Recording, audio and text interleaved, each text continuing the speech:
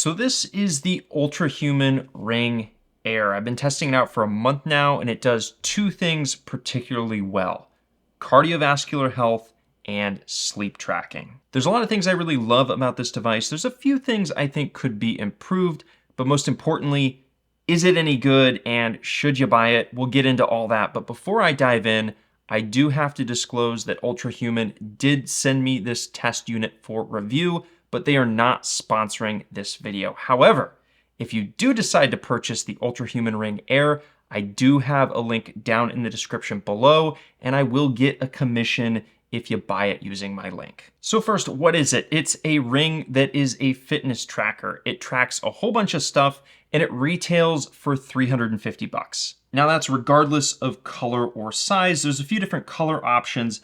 I decided to pick out the Aster Black, and there's no subscription fee here, which I really love because everything's a subscription fee now, and I just hate that you have to pay an additional fee in order to use a device. And that's what I really love about this. It's a flat fee. The app is free. You buy it, you use it. It's that simple. Now, when you place an order, you'll first receive a ring sizing kit, which is great. And I highly recommend wearing the sizing ring for at least a few days to familiarize yourself with using a fitness ring and make sure that the feel fits right. It's not too tight and it's not too loose either. Now, Ultrahuman does recommend you wear it on your index finger to get the most accurate data.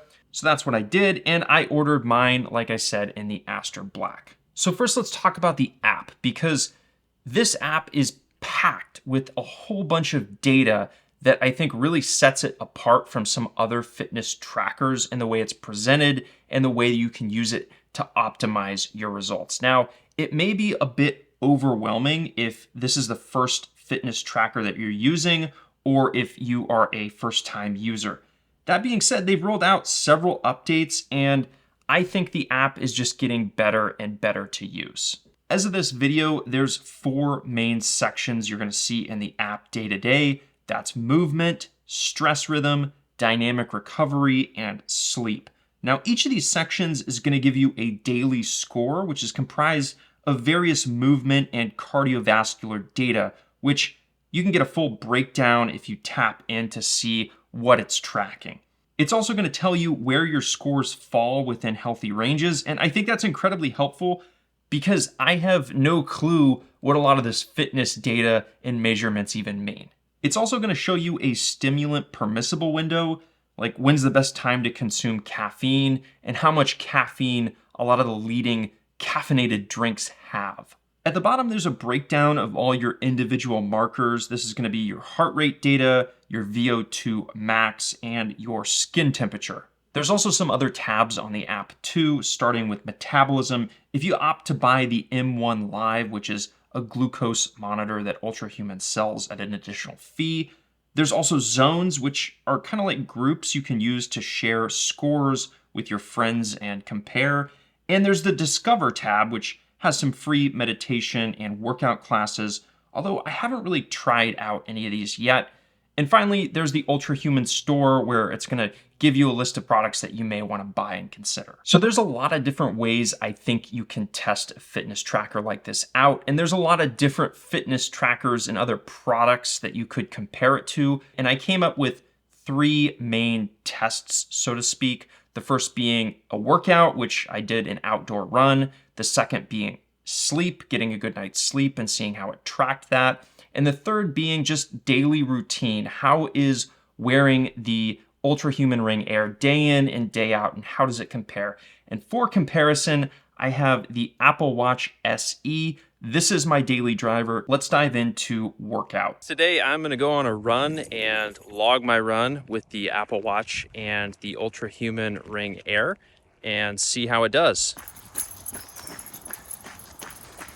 So I just finished my run, ran for a little over 35 minutes, so let's check it out. So the Apple Watch says I did 3.49 miles with an average BPM of 161 and a max BPM of 177. And now the Ultrahuman Ring says that I did 5.75 kilometers with an average BPM of 141 and a max heart rate BPM of 170. So I've just woken up after testing out the Apple Watch and Ultrahuman Ring Air after getting a pretty good night's sleep, and the results are kind of interesting.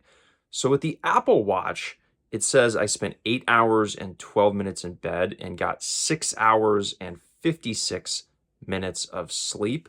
And on the Ultrahuman Ring, it says I spent 7 hours and 54 minutes in bed and got 7 hours and 24 minutes of sleep. Now, the Apple Watch says 1 hour and 40 minutes of that was REM sleep, which on the Ultrahuman, it said I just got 19 minutes of REM sleep. The Apple Watch says I got 4 hours and 29 minutes of core or light sleep.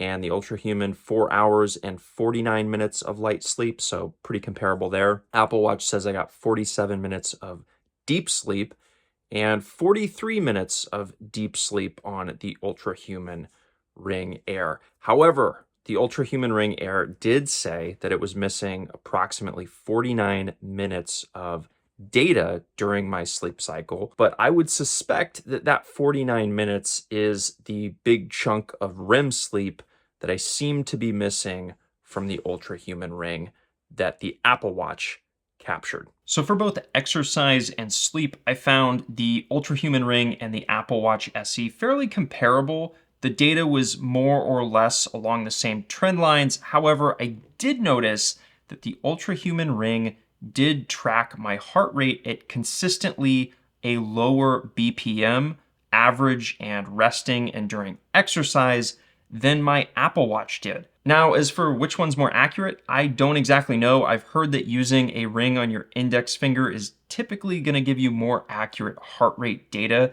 than your wrist, because this measures the backside of your wrist.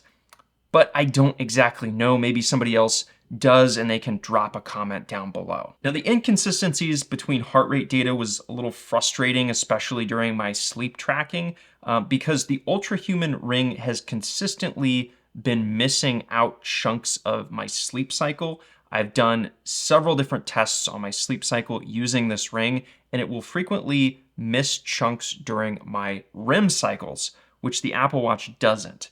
Now, that could be for a few different reasons. That could be because the ring isn't fit snug enough, although I feel like I have a pretty good fit. And that could also be because my heart rate is just too low to track during those REM cycles for the Ultrahuman Ring Air. It does have a threshold. I think it's between 35 and 40 BPMs, where if your heart rate dips below that, it won't be able to accurately track your heart rate. So I don't know, maybe I just have a really low heart rate during my REM cycles. Now, as for my daily wear test, I've been using both of these things for a month now.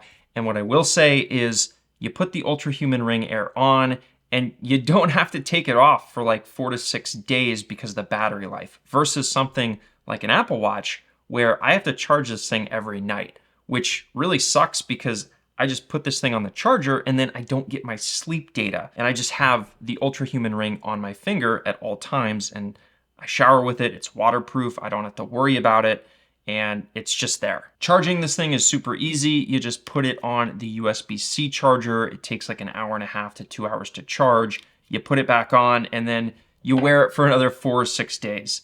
Super easy. Now, that being said, it does take some getting used to wearing a ring on your index finger if you haven't already. I'd prefer to wear it on my middle or ring finger, but apparently the most accurate way to track your data is if you wear it on your index finger. As for the comfort, I feel like this is pretty comfortable and I don't really think about it a whole lot. However, your hands tend to swell and decompress throughout the day. So when I put this thing on in the morning and the midday, it feels like it's a pretty good fit. However, when I'm exercising and later at night, my hands tend to swell up quite a bit, as my finger does bunch up a bit on it, and I can't move my finger down all the way when my hands are swelled up. Grabbing weights definitely took some getting used to, and I was worried about the weights scratching the ring up. However, I don't really notice too many big scratches on it, and when it does get scratched, it doesn't damage the ring. And Ultrahuman says it will develop a nice patina the more you wear it. So there's that. Now, another consideration here is if you're gonna grip anything, like if you do a lot of writing or if you do a lot of cooking and are using a kitchen knife. I have this on my right hand, and when I'm grabbing a pen or pencil, it does tend to slip off of the ring, and that can be a little frustrating. And when I'm using my kitchen knife, it's kind of that same feel. It kind of bumps the ring. So if I were to do it again, I would probably order it for my left index finger. That way it doesn't get in the way. Now, those are only really minor complaints that I've had with my experience. So is the Ultrahuman Ring Air worth it, and should you buy it? I think for 350 bucks, this is a tremendous value. You get a ton of data, you get a free app, and best of all, there's no subscription here. You buy it, you put it on, you forget about it. And you can check in the app daily and optimize your scores. I do think that the scores it gives you does take some getting used to, and this is definitely geared towards the crowd who wants to optimize their fitness. This is definitely more so for fitness junkies and athletes and gearheads who are constantly working to improve themselves, rather than something that's going to be more like a general health tracker. And for those who like to nerd out on data and look under the hood to see exactly where they're tracking with all their variables, I think that the Ultrahuman Ring has a great app and interface to do so. Now, because this is a relatively new device and new app and community, it's still growing and they're still making a lot of improvements. And there is a product roadmap to potentially introducing new features and new tracking components in the future. After using the Ultrahuman Air Ring for a month, I'm pretty impressed with the experience and what it has to offer. I'll certainly be keeping tabs on this and using it in my daily routine for the next few weeks, if not months.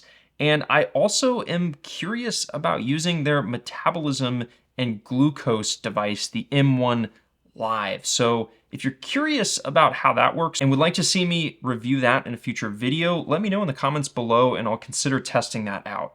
But if you're interested in the Ultrahuman Ring Air, I put a link in the description below. Check it out for yourself and let me know what you think. Thanks for watching.